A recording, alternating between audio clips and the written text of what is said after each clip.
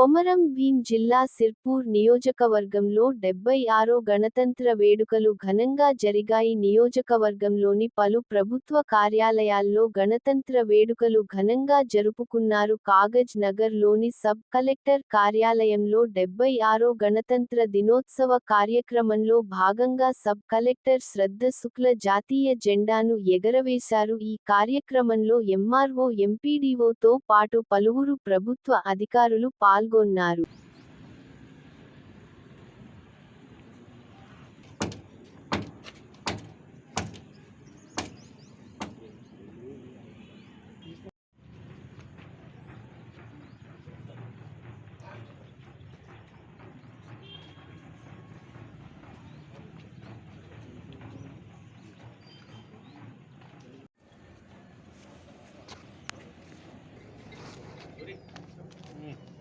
राष्ट्रीय सलामी